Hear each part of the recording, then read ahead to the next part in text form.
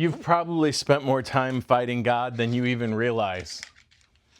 Not by shaking your fist at heaven or something like that, but by refusing to let go of control. But here's the truth. Most of us don't reject God. We just keep trying to accomplish God's promises on our own way. And Genesis 32 shows us exactly what happens when God decides that you are done running. Jacob has been gone for about 20 years. 20 years since he cheated his brother Esau out of his blessing. 20 years since he fled for his life because Esau wanted him dead. 20 years of living with his uncle Laban, a man just as deceptive as Jacob himself. God has prospered Jacob. He has wives, children, servants, massive flocks, everything God promised. Abraham is beginning to flow through him. But there's one problem. He still has to go home. And home means Esau. The last time Jacob saw his brother, Esau wanted to kill him. Now, imagine carrying that fear for 20 years.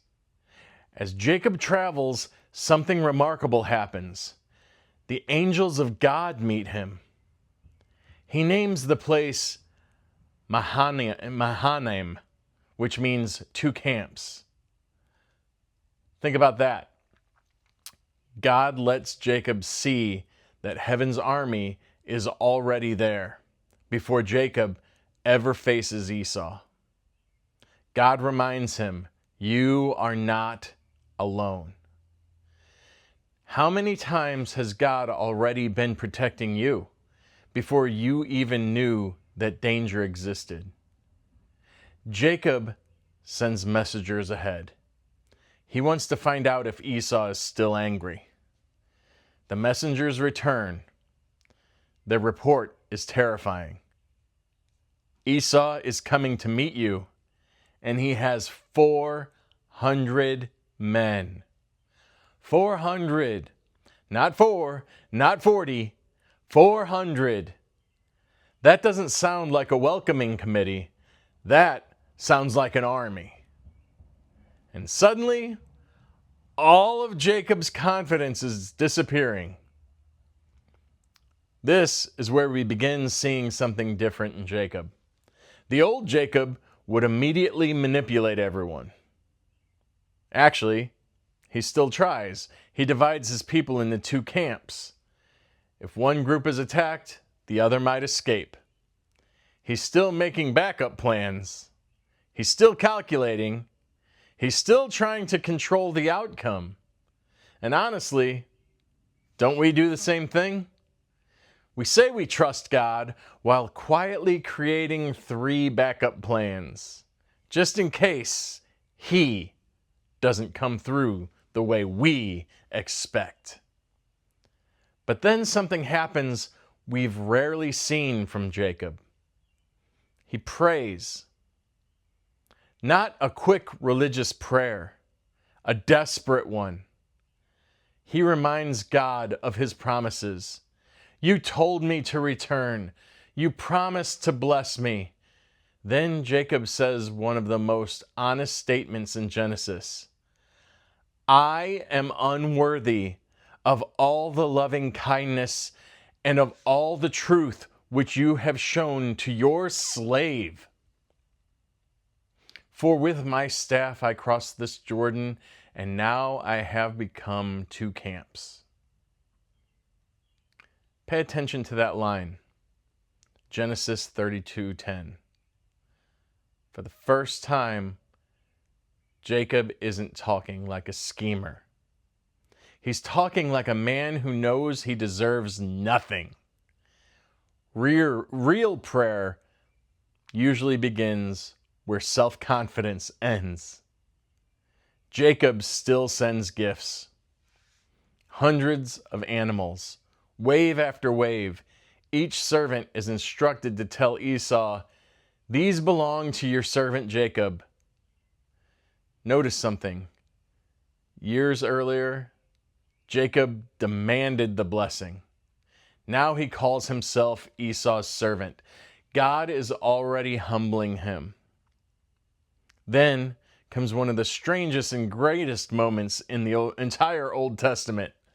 Jacob sends everyone across the river, his wives, his children, everything he owns, and he stays behind alone. That's important because there are battles no one can fight for you. No pastor, no spouse, no parent, no church. There comes a moment when it's just you and God. Then Scripture says something shocking. A man wrestled with him until the break of dawn. At first, it sounds like an ordinary man. But as the chapter unfolds, it becomes clear Jacob is wrestling with God himself in visible form, a pre-incarnate appearance of Christ, often called a Christophany by many Christian theologians. Think about how incredible that is. Jacob has spent his whole life wrestling people, his brother, his father, his uncle. Now he wrestles the only one he can never overpower. The wrestling lasts all night, not because God lacks strength. One touch, and Jacob's hip is put out of joint. God could have ended the fight instantly. So why let it continue? Because this wasn't about winning a wrestling match. It was about breaking Jacob's dependence on Jacob. Sometimes God allows the struggle because he's changing you. Not your circumstances, changing you.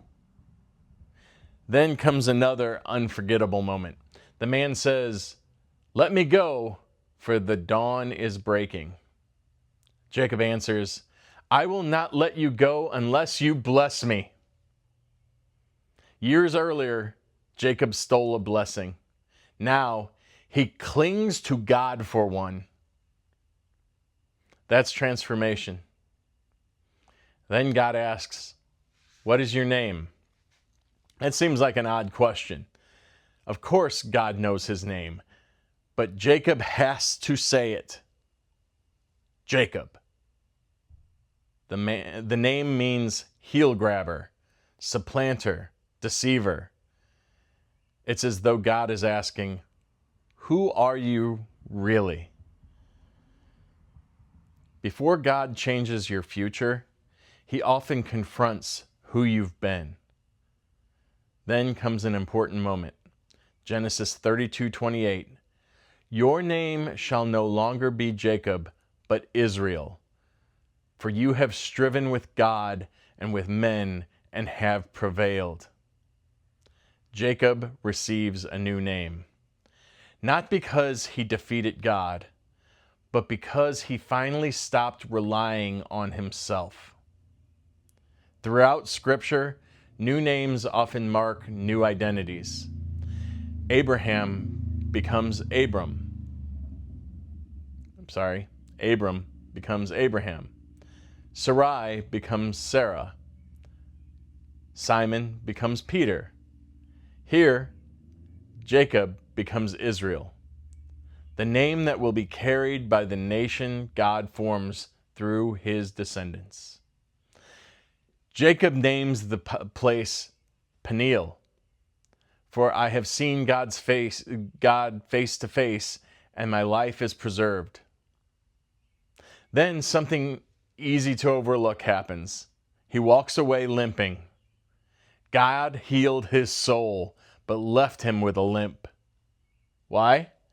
Because every step Jacob took afterward would remind him that he didn't win by his own strength. And that's uncomfortable for us. We want victories without weakness, blessings without surrender, transformation without brokenness. But Genesis 32 says that isn't usually how God works. What if the very struggle you've been begging God to remove is the place He's teaching you dependence? This chapter reveals something profound about God. God keeps His promises even when His people are deeply flawed. He doesn't abandon Jacob because Jacob has been deceptive. He transforms him. He refuses to leave Jacob unchanged. It also reveals something about us. We're experts at trusting ourselves. Even after we believe God, even after we've seen His faithfulness, we still instinctively grab for control. And God, in His mercy, keeps bringing us to places where control finally slips through our fingers. So where are you in this chapter? Are you standing before your own Esau, terrified of consequences you've carried for years? Are you surrounding yourself with backup plans because trusting God feels too risky? Or are you in the middle of the wrestling match where God is trying to change something much deeper than your circumstances? Because the goal isn't simply to survive the night. The goal is to leave the night a different person than the one who entered it. Jacob, walking into the darkness, relying on himself, he walked out limping, but finally depending on God. And sometimes that's what real victory looks like. May the truth set us all free.